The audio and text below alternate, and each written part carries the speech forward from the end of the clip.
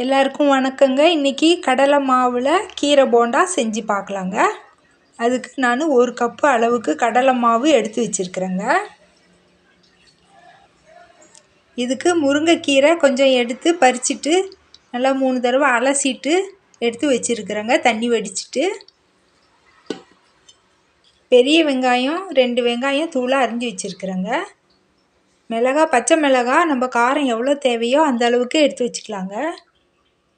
இஞ்சி கொஞ்சமாக தூளாக அரிஞ்சு வச்சுருக்கிறேங்க. இஞ்சி நம்ம விருப்பங்க, தேவையில்லைங்க. இது கடலை மாவு வாயுவுக்கும் பித்தத்துக்கும் குறைக்குமேன்னு நான் எடுத்து வச்சுருக்கிறேங்க. இஞ்சி வேணும்னா போட்டுக்கலாம், விருப்பம் இல்லைன்னா விட்டுடலாங்க.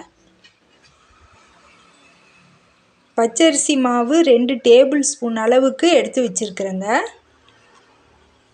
இதை மாவோடு சேர்த்துக்கலாங்க. இப்போ இது எடுத்து வச்ச பொருள் எல்லாம் போட்டு மாவில் போட்டு நல்லா கலந்துட்டு உப்பு கொஞ்சம் தேவையான அளவுக்கு போட்டுட்டு அப்புறமா தண்ணி தெளித்து நம்ம போண்டா பதத்துக்கு பிசைஞ்சு எடுத்துக்கலாங்க. போட்ட உடனே தண்ணி தெளித்து பிசைஞ்சோம்னா அப்புறம் நீர்த்து போயிடுங்க. போண்டா கொஞ்சம் தண்ணி மாதிரி எண்ணெய் இழுக்கிற மாதிரி ஆகுங்க. அதனால எல்லாத்தையும் போட்டுட்டு ஒரு பரட்டு பரட்டிட்டு தண்ணி தெளித்து நம்ம போண்டா பதத்துக்கு பிசைஞ்சு எடுத்துக்கலாங்க. பிசைஞ்சு எடுத்தாச்சுங்க. நம்ம உப்பு காரமும் சரி பார்த்துக்கலாங்க. அடுப்பில் ஒரு வானல் வச்சுருக்கிறேங்க. பொரிச்சு எடுக்கிறதுக்கு எண்ணெய் ஊற்றிருக்கிறேங்க. இப்போ மாவு எடுத்து கொஞ்சம் கொஞ்சமாக போட்டுக்கலாங்க.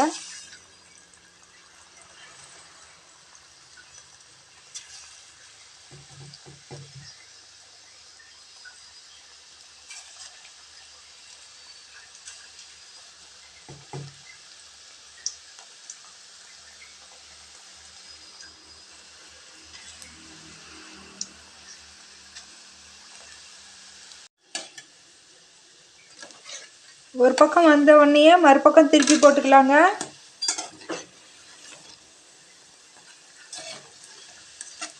புரட்டி விட்டுக்கலாங்க. பொன்னிறமாக செவந்த உடனே எடுத்துக்கலாங்க.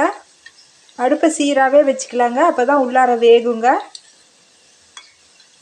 இல்லைன்னா வெளியில் வெந்து உள்ளார வேகாமல்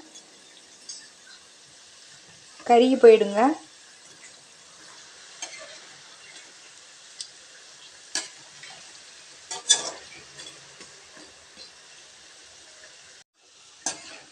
அவ்வளோதாங்க, பொன்னிறமாக செவந்துருச்சுங்க. இப்போ எடுத்துடலாங்க.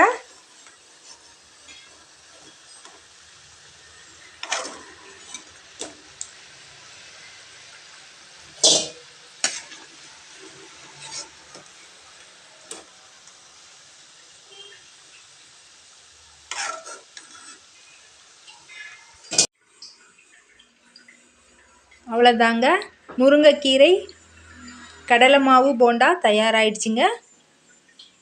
இந்த மாதிரி செஞ்சு பாருங்கள், நல்லா ருசியாக இருக்குங்க. இன்னொரு வீடியோவில் பார்க்கலாங்க. நன்றிங்க.